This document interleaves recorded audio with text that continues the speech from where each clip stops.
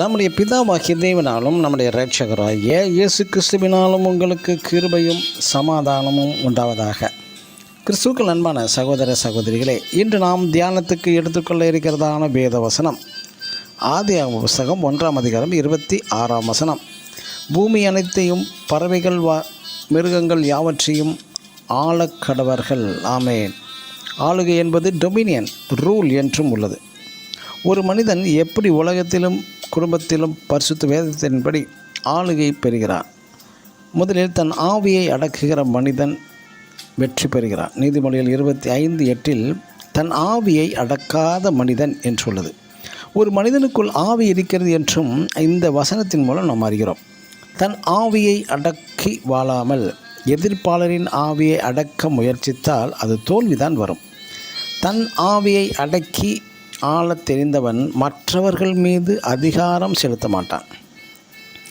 ஆதியாகம புஸ்தகம் 1ஆம் அதிகாரம் 16ஆம் வசனத்தில் இரவையும் பகலையும் ஆளும்படி ஆகாய விரிவில் சுடர்களை உண்டாக்கினார். இந்த வசனத்தில் ஒரு மாபெரும் சத்தியமே மறைக்கப்பட்டுள்ளது. சுடர்களைப் போல பிரகாசிக்கிறவர்களுக்கு ஆளுகை. பிலிப்பியர் 2ஆம் அதிகாரம் 14ஆம் வசனத்தில் உலகத்திலே சுடர்களைப் போல பிரகாசிக்கிறதான நீங்கள் வெளிச்சத்தின் பிள்ளைகள். அது மட்டுமல்ல, மத்தேயு 5ஆம் அதிகாரம் 14ஆம் வசனத்தில் நீங்கள் உலகத்திற்கு வெளிச்சமாக இருக்கிறீர்கள் என்று நம் இரட்சகராகிய இயேசு கிறிஸ்துவும் சொல்கிறார். நீங்கள் வெளிச்சமாக இருந்தால் மட்டுமே காரிருள் சூழ்ந்த இந்த இரவையும் ஆள முடியும்.